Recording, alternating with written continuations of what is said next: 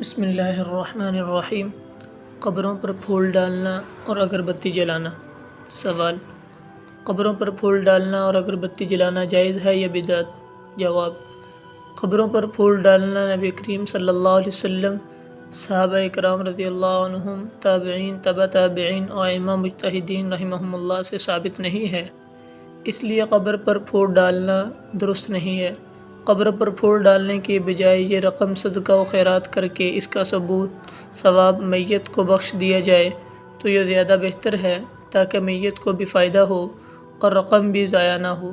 قبروں پر اگربتیاں یا چراغ جلانا بھی بدعت ہے، جس کا شریعت میں کوئی ثبوت نہیں۔ نیز احادیث مبارکہ میں رسول کریم صلی اللہ علیہ وسلم نے قبروں پر چراغ جلانے سے سخت ممانعت فرمائی ہے اور ایسے فعل کے مرتکب پر لعنت فرمائی ہے۔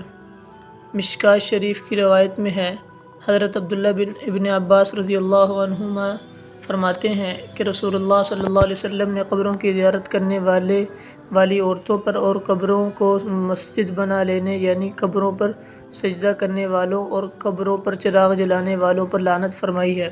صاحب مظاہر حق لکھتے ہیں، رسول اللہ صلی اللہ علیہ وسلم نے ابتدائی اسلام میں قبروں کی زیارت کرنے سے منع فرمایا تھا، پھر بعد میں آپ صلی اللہ علیہ وسلم نے اس کی اجازت دے دی تھی۔ چنانچہ بعض علماء فرماتے ہیں کہ یہ اجازت مردوں اور عورتوں دونوں کے حق میں تھی، لہذا عورتوں کو پہلے تو قبروں کی زیارت کرنے کی اجازت نہیں تھی، مگر اب اس عام اجازت کے پیش نظر درست و جائز ہے۔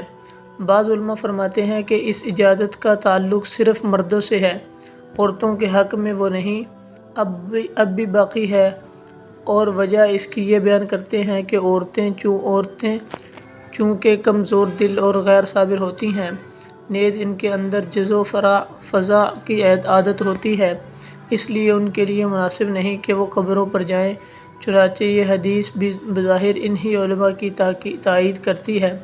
رسول اللہ صلی اللہ علیہ وسلم کی قبر مبارک کی زیارت جمہور علماء کے نزدیک اس حکم سے مستثنیٰ ہے، یعنی رسول اللہ صلی اللہ علیہ وسلم کی قبر مبارک کی زیارت مرد ہو یا عورت سب کے لیے جائز ہے۔